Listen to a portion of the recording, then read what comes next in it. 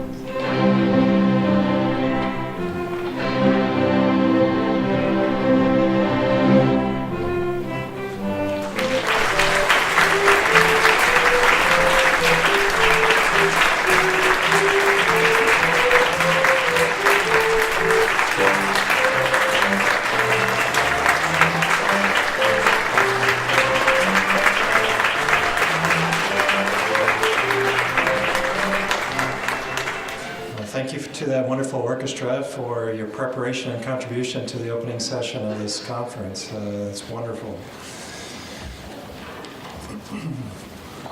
Well, as Jeremy noted earlier, my name is David Nelson. I'm an Associate Dean in the College of Family, Home, and Social Sciences.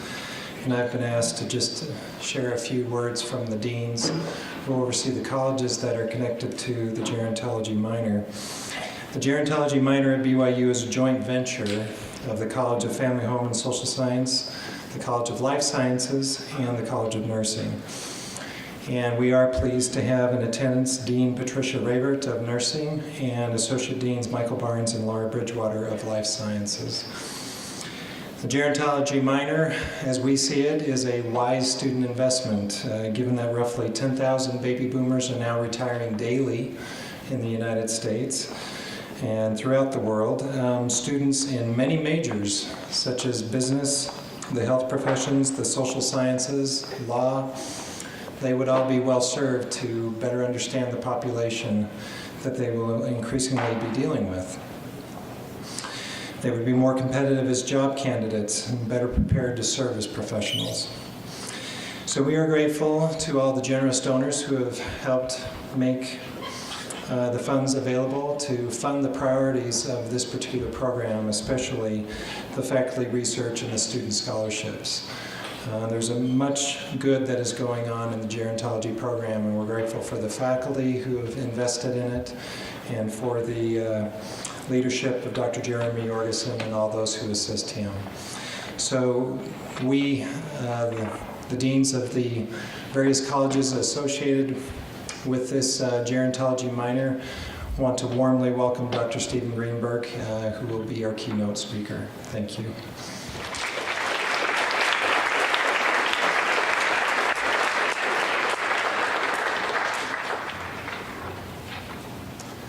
We have just a couple more items before our keynote is to address us.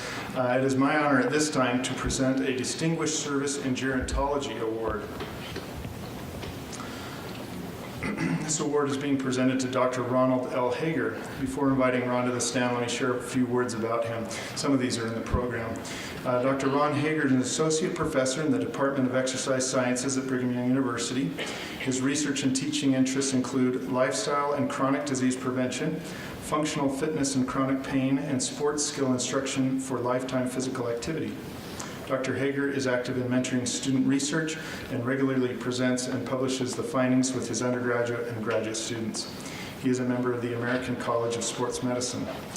Dr. Hager is being recognized tonight mainly because every fall for the last 27 years, since 1990, Dr. Hager has taken dozens of BYU students each year to the Huntsman World Senior Games in St. George, Utah. This event hosts more than 10,000 senior athletes, age 50 plus, from all 50 states in the U.S. and more than 25 countries. Senior athletes compete in nearly 30 different athletic events. Got a few pictures of Ron here with some students of ours and some seniors in the background there. BYU students volunteer at the Senior Games providing health screenings for the athletes, and Dr. Hager is providing a tremendous service to the Senior Games participants and at the same time helping students gain significant experiential learning opportunities. Dr. Hager, thank you for your inspirational service and example.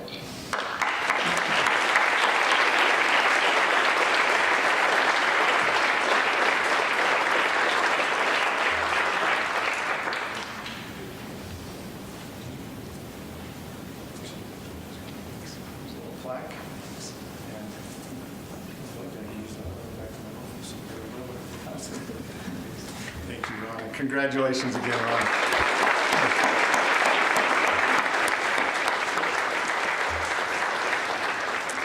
Dr. Hager will likely be taking a group of students again in the coming fall. So if you're interested in going, you might actually, we'll have some information on our website that you could check out.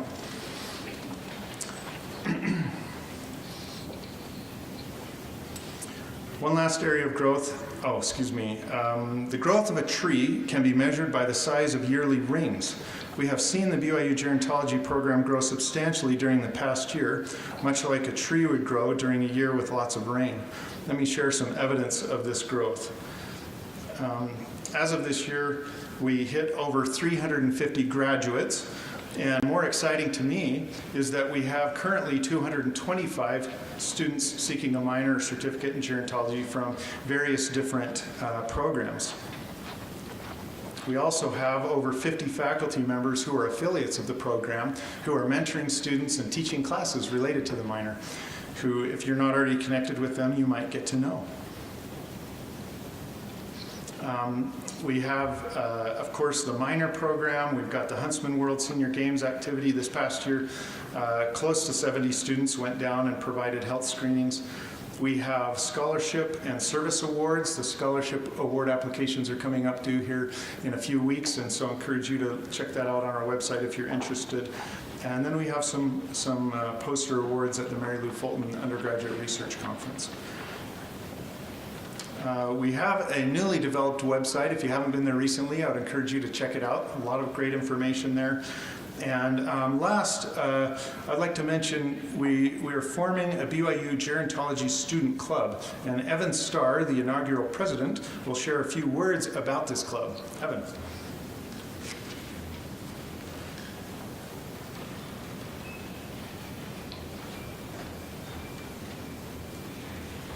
Good evening. As most of you have probably seen, we have some handouts for the newfound Gerontology Student Club. As Dr. Jorgensen just showed, I counted 17 majors with students who have a gerontology minor. And with so many different majors, sometimes it's hard to connect with other students who are pursuing similar goals. And so with this new club, we hope to connect students who are pursuing fields within gerontology.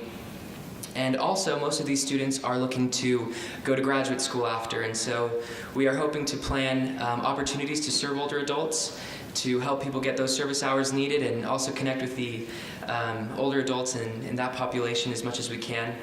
And also, there are a lot of careers that we've seen of people who have graduated from this program or other local people who are working in the field, and we're hoping to learn and network with them to hopefully expand our learning of what we'd like to do and also have good connections when we move into the field. So it's very easy to join the club. You just go to the BYUSA website, as you can see on the handout at the bottom. There are no fees involved, and we hope to just get more students together who have a passion for serving older adults and are looking for a future in that. Thank you.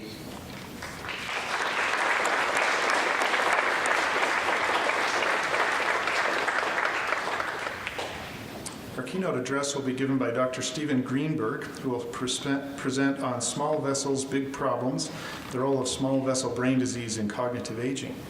Dr. Greenberg is professor of neurology at Harvard Medical School, vice chair of neurology for faculty development and promotions, and holds the John J. Conway Endowed Chair in Neurology at Massachusetts General Hospital.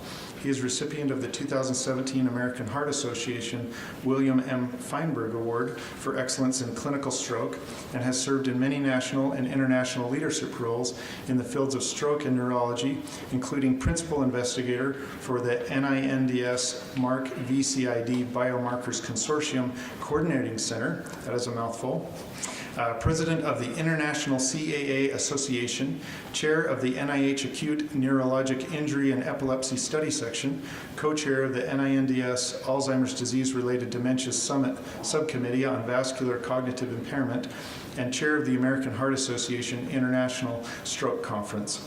Dr. Greenberg has authored over 200 peer-reviewed research articles and over 75 chapters, reviews, and editorials in the areas of hemorrhagic stroke and small vessel brain disease. He received his undergraduate degree in biochemistry from Harvard University and MD and PhD degrees from Columbia University under the graduate research training of Dr. James Schwartz. He performed internship at Pennsylvania Hospital, neurology residency at MGH, and postdoctoral fellowship at Brigham and Women's Hospital under the training of Dr. Kenneth Kosick. Please join me in giving a warm welcome to Dr. Stephen Greenberg.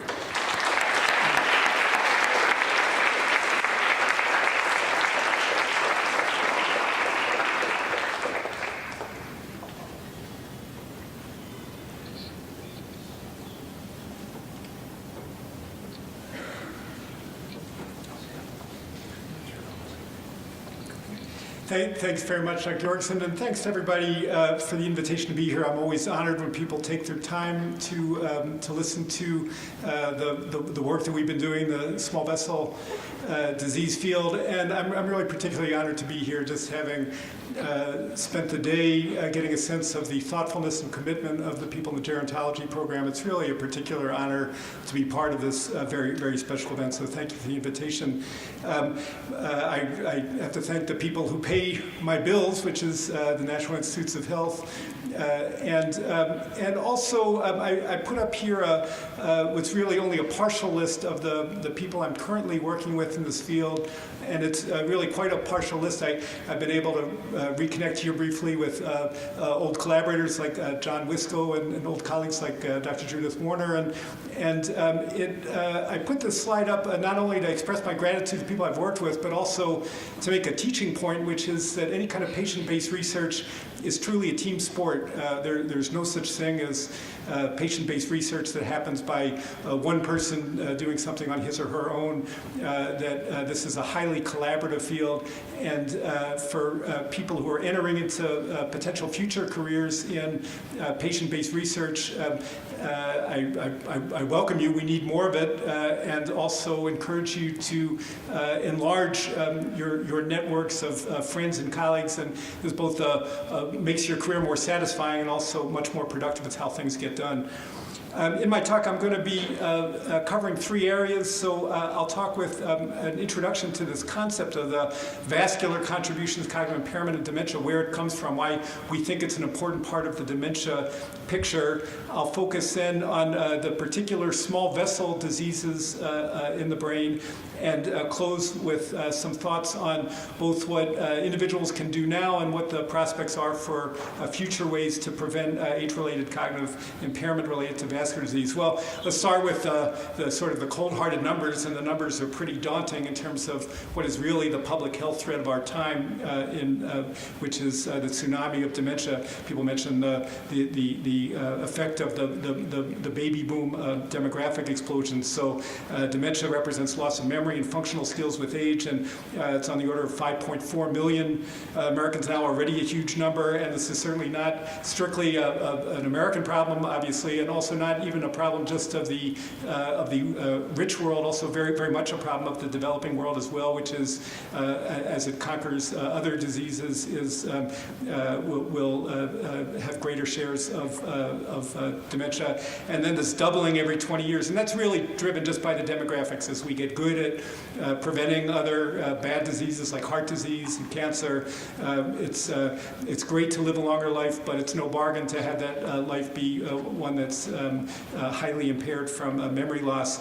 And again, if you just want to be sort of cold-hearted, the costs are also daunting in terms of what are both direct costs of patient care and the indirect costs, the foregone productive years of both patient and caregiver.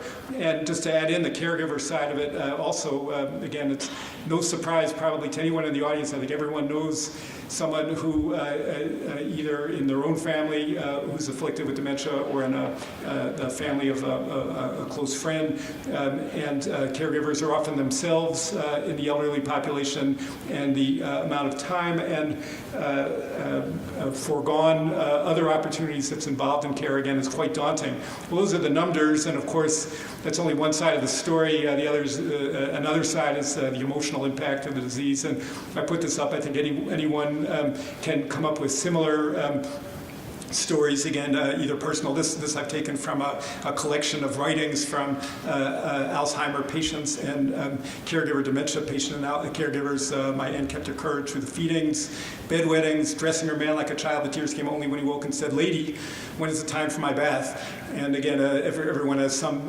heartbreaking story along these lines for what it means for someone to be robbed of a lifetime of memories. And then I'll add in sort of what I call the hope. Well, this is not a hopeful slide. This is, again, that projection of the effect of aging of the population on the explosion, that doubling every 20 years that I mentioned before. But it actually wouldn't take a miracle to make a big dent in that. So this is, these are numbers from the Alzheimer's Association. It's the effect of just delaying the onset by 5 years. And if we could do only that, if that's the only thing we've learned how to do, you see we'd make a really big dent in this explosion of age-related cognitive impairments. So we don't have to shoot for the moon for cures, although that's what we all want. Even just being able to push the horizon back a little bit to slow things enough by 5 years. So there really is reason to feel that this is a field worth investing our time in and understanding. So now to turn to sort of the vascular side of things, and there's a kind of an irony to the way the vascular, that's the term for a blood vessel problem, there's kind of an irony to it, which is the 1950s, depending on how old you are, this might be when maybe your great-grandparents went to the neurologist with cognitive impairment, at least for my generation, and they were told you had hardening of the arteries. That was everyone's understanding of that's what made you lose your memory as you got old. And then sometime in the 1970s, thanks to work by a number of scientists, particularly Bob Katzman and Bill Terry, that the dementia became Alzheimer's disease. We understood that what was thought to be a relatively rare condition actually was a cause of the lion's share of age-related dementia, and that's what everybody had, Alzheimer's disease. So I've drawn this as a full circle. That's not really accurate. Alzheimer's disease hasn't gone away. We haven't gone back to the starting point. But we really have come back to the blood vessels. And so this concept that I'll be talking about in the next few slides of vascular contribution to cognitive impairment and dementia. So Alzheimer's disease is still there, but it's clearly not the lone player. And this idea that multiple diseases overlap is really the main focus of understanding of age-related cognitive impairment. So let's start with that concept of vascular contributions to cognitive impairment. And this is really, I will barely summarize what's a really rich body of research making the case. And this is work, I'll show a couple slides from excellent work from the religious order study and Rush Memory and Aging product led by my colleague David Bennett and Julie Schneider at Rush University. And so what you're looking at in these pie charts is the results of studying patients who are either during life have no cognitive impairment, mild cognitive impairment, or are told by smart neurologists that they have Alzheimer's disease. Probable AD stands for probable Alzheimer's disease. And then the pie chart is, these are people who signed up to donate their brain after death to be examined by a pathologist at autopsy and to have sort of a definitive diagnosis given by looking at the brain under a microscope. And as you go from no cognitive impairment to probable Alzheimer's disease, you see there is a little bit of an increase in Alzheimer's disease alone, but where there's really the biggest difference between the groups is people who have Alzheimer's disease plus, and in particular Alzheimer's disease plus small strokes are really the ones who are overrepresented in that group that actually have Alzheimer's disease and actually have dementia. And it's really this kind of finding that if you have one thing alone, it may not actually cause any symptoms. It's when you have multiple findings that you're really likely to lose your memory. And so what we've learned, and this is really a real sea change in the way people think, is that single-cause dementia just caused by a single entity is actually, the exception is pretty uncommon, and it's really multi-cause dementia that's the rule. And this kind of flies in the face of the way we're trained as doctors. We always like to say people have one diagnosis. We don't like to say that there are multiple things going on. But that is the rule in aging, because if you have multiple fairly common age-related diseases, they will overlap, and the same thing can be said when an older person can't walk. Usually it's not just one thing, and it seems to be also true when people have dementia. And what you're seeing on that funny-looking sort of bar graph at the bottom, the kind of histogram, is those are the findings from that same religious order study and Rush Memory and Aging Project, where they just, each one of those lines represents one combination of different pathologies. So there are actually 236 of those entries, and the most common one, all the way on the left, is Alzheimer's disease alone. But that's less than 10% of everything. So again, the rule is to have multiple overlapping diseases. And you may say that's bad news. I mean, boy, that's really going to, it's hard enough to think about one thing. How are we going to think about multiple things? But there is a kind of silver lining, because multiple targets means multiple things to shoot at, multiple contributors that we can potentially improve. And I'll try to make the case by the end of this evening's talk that we really may have it in our power to improve the vascular contribution. So what is the vascular contribution? What do we mean when we talk about blood vessels in the brain? The two most salient, the two most obvious kinds of blood vessel disease in the brain are either strokes caused by blocking up a blood vessel, and we use this term ischemic stroke. And anyone who's in the medical field knows it's like learning a foreign language, and everything has a term that makes no sense at all that health professionals use to communicate with each other. But the term ischemic stroke means blocking of a large blood vessel and damaging part of the brain, as shown in this scan. I'll show different brain scans as we go along, shown in the one on the left. Or the opposite, a rupture of a blood vessel. A blood vessel breaks open and allows a large amount of blood to leak out, and causing a hemorrhagic stroke or a bleeding stroke, as you see in the scans in the lower right. And those are strokes that come to medical attention because someone is suddenly paralyzed in an arm or a leg, or suddenly loses the ability to speak or to see to one side.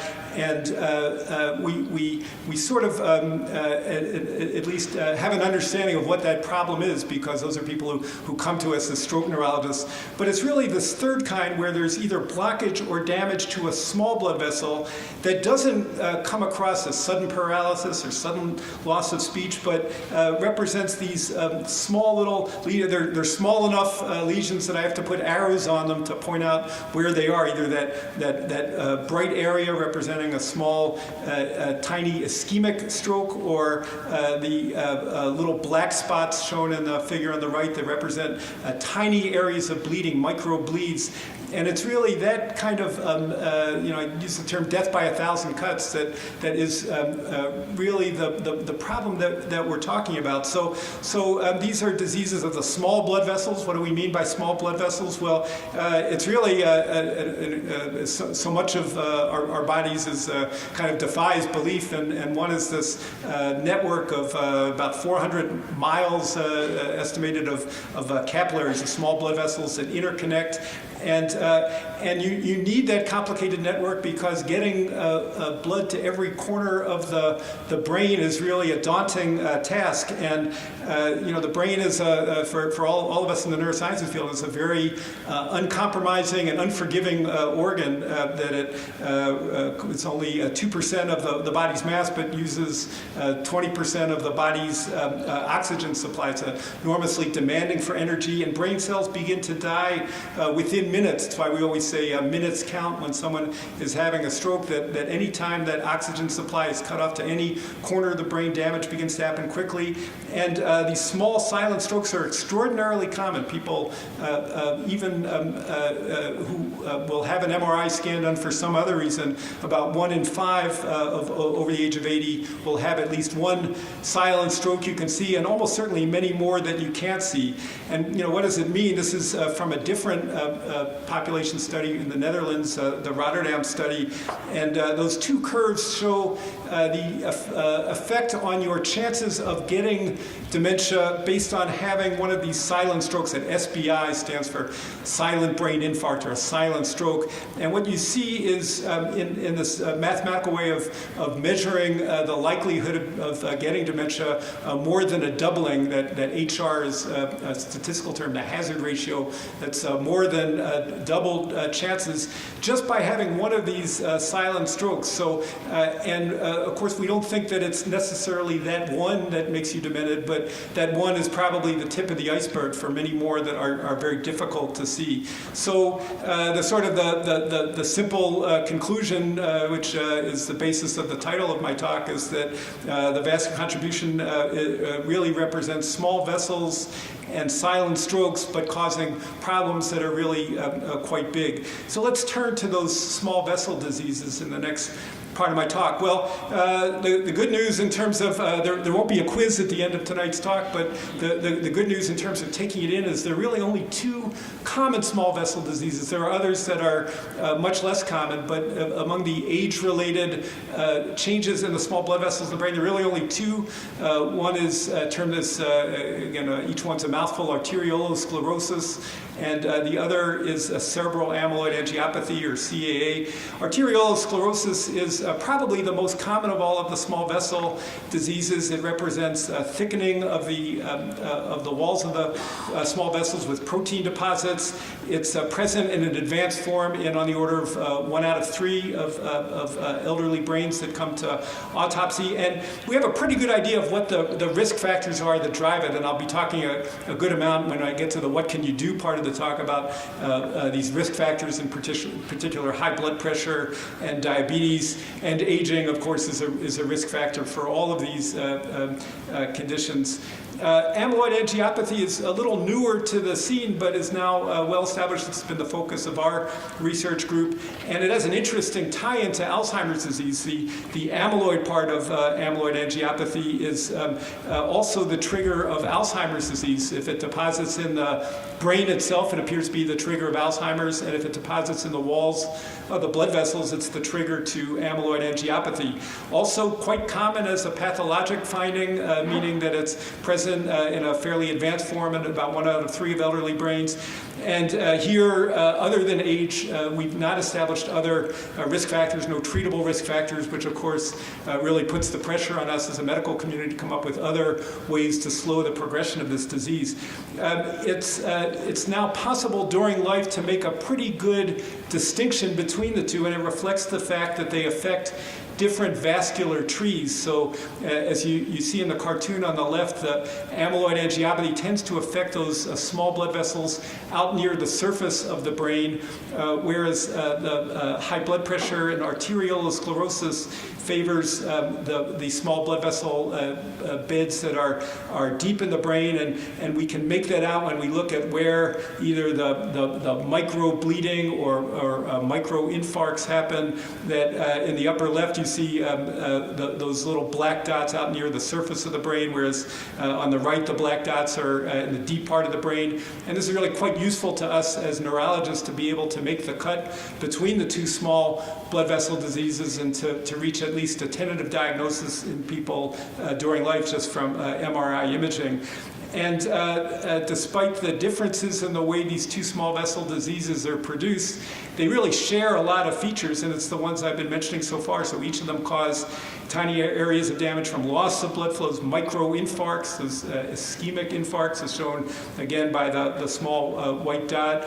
Another form that's not truly a death of brain cells, but a kind of a scarring in the white matter that's recognized very well by MRI. It looks very dramatic on the scan because of the MRI properties, and it gets this term white matter hyperintensities, or WMH.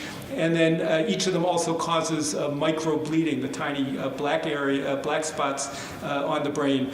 So, well, what do we do with this information? Well, this is my list of key questions. The things that our group is really focused on, which is, on the one hand, how do these tiny lesions, each one is so small, how do they actually do something to impair the brain function? That's one question we focused on. And the other is, okay, I see that there's this thickening of the walls of the blood vessels, but how does that actually damage the brain? Why does that actually lead to brain damage? So I'll try to give a flavor of each of how we've approached those two questions. So the first one is, how do that large number of small distributed injuries disrupt the way the brain works? And our best understanding is it's by disrupting the connections between one part of the brain and the other. I saw one of the posters actually focuses on the same concept of brain networks as the important way that parts of the brain speak with each other. There are different ways to analyze it, and the way we've used, which is slightly different from the one in the poster, is to use an MRI technique called diffusion tensor imaging to map out the connections, to divide the brain into different segments shown by those red balls in the upper right-hand corner, and then to map the strength of the connections from one part of the brain to another. And you can create a measure from that called global efficiency that describes how well one part of the brain connects to another. And what you see in those graphs in the lower left, in our hands, that global efficiency measure is the best marker for how much someone is cognitively impaired from the disease we study, amyloid angiopathy. And if you look at if you've got good enough eyesight to make out the axis on what's the thing it's correlating with, the two things are executive function and processing speed. And those are the cognitive measures that pretty much as the rule are the ones most affected in small vessel disease. And actually, let me just mention what those are. So we measure processing speed by tests like what's shown here is the digit symbol substitution test. I think everybody can remember taking tests like this and probably hating them in second grade or something, where you quickly have to scan up to see which symbol goes with which number and fill them in, and they just sort of count how many of those you can do in an amount of time, and you're thinking, oh my God, I'm really slow, I better hurry up, and then time's up, and that is known to slow with aging. I know it in myself without having to do the test, and is particularly affected by this kind of disconnection. And the one in the lower right is a test of what people call executive function. It's not your ability to be an executive, but rather your ability to sort of change instructions from one thing to another. And it's often tested by this, it's called the trailed B test. It's a kind of a connect the dots, but it's a connect the dots where you have to go back and forth from numbers to letters. So 1A, 2B, and you have to remember, wait, the last one I did was a number, so now the next one's a letter. Which one am I up to? And the time it takes to do that, again, is a good marker of ability to switch sets. And it kind of makes sense intuitively that if you disconnect one part of the brain from another, that these ability to make these connections quickly would slow. And in fact, that is the finding and is what is most affected. Another area that's kind of interesting is walking speed. And here, if your legs are okay and everything else, you basically walk as fast as you think, which is a funny way to think of it, but there's a pretty good correlation between the two, and that's also affected and also correlates with that global efficiency measure. When there's impairment in global efficiency, there's also a slowing of gait speed that we measure in our patients. And interestingly, memory itself is not spared, but it's relatively spared. It's less affected in the small vessel diseases and doesn't correlate as well with that global efficiency as tested by this kind of ability to learn a list of words and remember them from, and there are a lot of other ways to test this. atherosclerosis. So it does have a slightly different flavor from the memory loss that's the prime factor in Alzheimer's disease, even though these things overlap. So that's our understanding of how the large numbers affect brain function. So now on to the other question: how do the small vessel diseases actually cause injury? And one area that we focused on in particular is, again, I mentioned the miraculous things about the body, and it's not a short list. I mean, it's a really long list. But one of them is you think of these blood vessels in the brain as being pipes like in your bathroom that sort of carry the water from point A to point B. And it's really much more miraculous than that. They are pipes, but they're living and breathing pipes, and they are able to sense when one part of the brain needs more blood flow. They dilate, they relax to allow more blood to reach that part of the brain.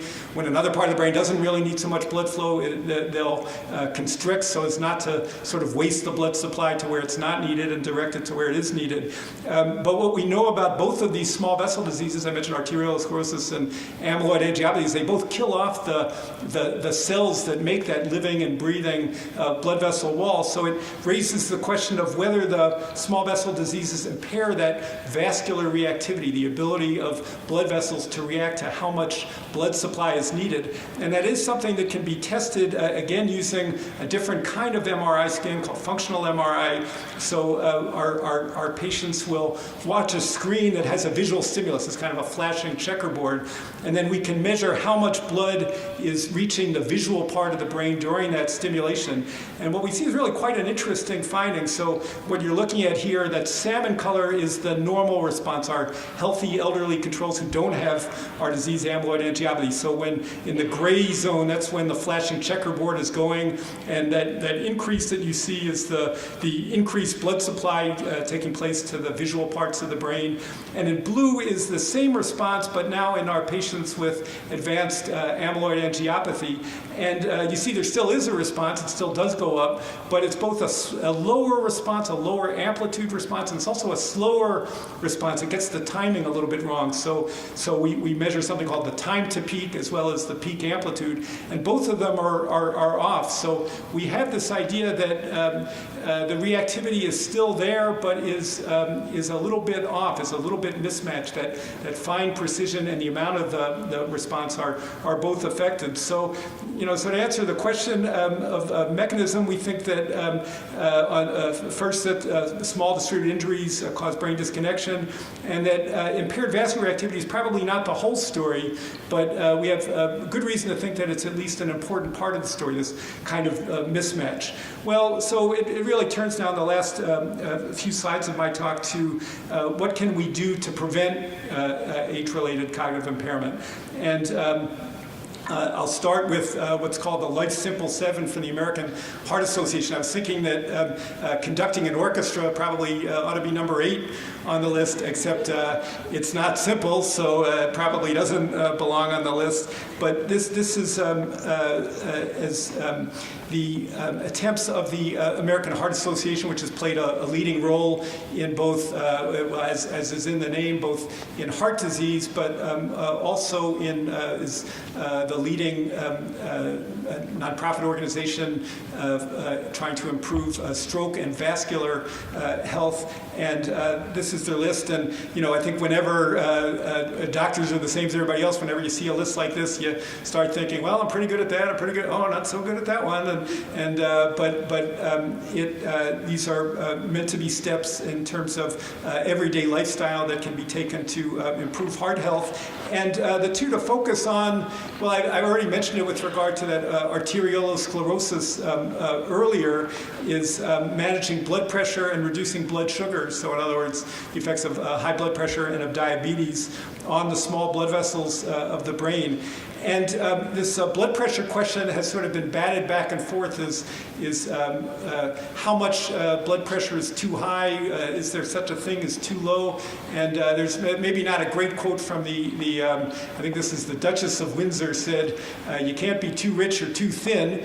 And I don't know if those are good expressions, but we say you basically can't have too low a blood pressure up to a fair point. So, these are the categories, and they're really set up by the American Heart Association. It really sets up a challenge to us as individuals and from a public health standpoint to try to reach these goals that even blood pressures that not that long ago people would have said, oh yes, you're fine, don't worry about that. We say, well, if you can get a little lower, you'll probably improve your heart health and your brain health. So a few caveats at the bottom. So first, this refers to resting blood pressure, that it's normal and healthy for blood pressure to rise with exertion during physical activity, sexual activity. We don't worry about the rises in blood pressure that are normal. It's really that resting one that counts, the one when you're sort of sitting around minding your own business. That's the blood pressure that your blood vessels are being exposed to time in and time out. And this also sort of covers the well-known phenomenon of white coat hypertension that everyone's familiar with. Your blood pressure is great till you go into the doctor, and then, whoa, I don't feel so good now, and it goes up. And we tend not to worry about that, and it's why I think increasingly we recommend that people check their own blood pressures at home in their own environment. And the automated blood pressure monitors that are available are pretty good. If you're kind of worried about yours, you can go in and have it calibrated by checking it against the manual blood pressure you get in the doctor's office. But in general, they're pretty accurate. And really, what we encourage people to do is to keep a list of what their blood pressures are at home when they're in their normal environment, living their normal life, and then to come into their doctors with that list. And that's really much more valuable than the one blood pressure reading you get when you go into the doctor's office, and again, maybe have just been sitting in traffic as you do in Boston, or are anxious and ill at ease. And the line about you can't be too low, I mean, it's really only too low when you have symptoms. So sometimes people are taking a blood pressure medicine, say, oh, whenever I stand up, I start to get woozy, that I'm going to pass out, and that really is too low. I mean, but short of that, there really aren't readings where we say, oh gosh, we better try to increase this. And to a first approximation, again, lower is better, and better both for heart health and for brain health. So, and to look at some other kind of practical day-to-day issues that come up, we don't recommend routine MRI scans. That really has not been part of any recommendation. I don't think it's practical or cost-effective. But on the other hand, when people have an MRI done for any reason, these silent findings, such as silent strokes or that white matter, hyperintensity, I mentioned that scarring in the brain, should be taken seriously. And it's now guidelines to at least go on a search for modifiable risk factors in people who have incidental findings on their MRI. People often ask about diets and supplements, and there's not a specific one for the small vessel diseases that we know of. So it's the same heart-healthy diet, which is, again, I think familiar to people, high in fruits and vegetables, low in saturated fats, low in sugar, and low in salt, that appears to be optimal both for blood vessel health as well as for heart health. And a really tough question that I won't go into is, I mentioned the risk of bleeding related to small blood vessel disease in the brain, and a question that we get asked increasingly is, wait a second, I need to be on a blood thinner for some other reason, but on the other hand, I'm worried about bleeding. How do I balance those two things? And that's really become a big part of our clinical practice, is trying to come up with the best balance to steer your ship between those two competing risks of bleeding or of too much clotting. So there's not a simple answer to that, but it is a discussion worth having. So that's the sort of what's available now. So what are future goals? Where can we go? And really what we want, the holy grail for us in neurologic disease in general, is what we call disease-modifying therapies, that don't just treat symptoms, but really change the trajectory of diseases. And you can go down the list of, as neurologists, whatever disease you can think of, we've got one that's worse, and they're ones that people are familiar with. So we talked about Alzheimer's disease, Parkinson's disease, multiple sclerosis, ALS, Lou Gehrig's disease are all really challenging diseases. And the goal, of course, is to do clinical trials of promising treatments. So identify ones that work and then incorporate them into practice. And of course, clinical trials are easy to conceive of and really hard to actually carry out. And one effort I've been involved with that Jeremy mentioned in his kind introduction is this MARC VCID Biomarkers Consortium. So this was an effort by the National Institutes of Health to improve our ability to have biomarkers, the kinds of things I mentioned, microbleeds and microinfarcts, things that we can look at to know whether a clinical trial is on the right track.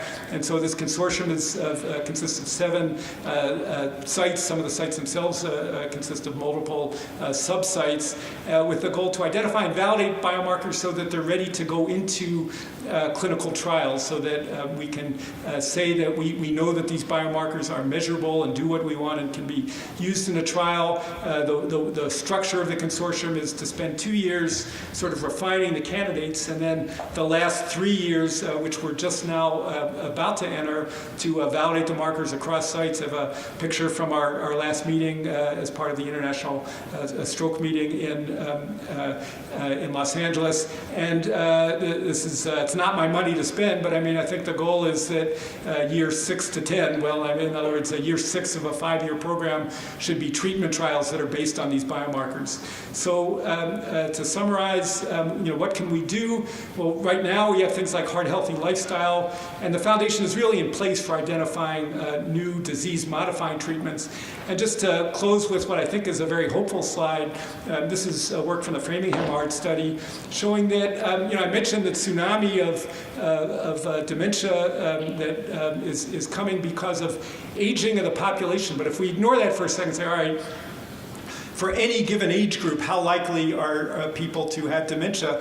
It seems to be going down, and we don't know why this is. Of course, we're happy to see it because, as I mentioned, any small change has enormous public health impact, but this is coinciding with improvements in vascular health, that we've gotten much better, as I mentioned, at identifying high blood pressure and treating it, and the number of strokes have gone down over the same time period, and it seems like dementia for any given age group is also coming down. So I think there really is reason to hope that not only can we come up with new treatments, but that existing treatments, in particular identifying treating high blood pressure and other heart healthy steps, may be having an impact even as we speak. So that's an optimistic note. I'll put up my last optimistic slide, which is really beautiful data showing the correlation between per capita chocolate consumption and per capita Nobel Prizes.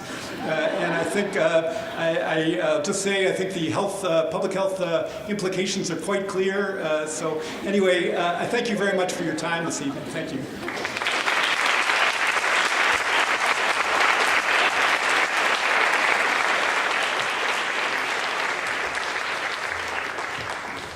Thank you so much, Dr. Greenberg. I feel like you've given us some wonderful ideas really on the frontiers of dementia research, and really very exciting. We have a small gift, token of our appreciation for you coming again. Let's give him a warm round of applause. Thank you so much.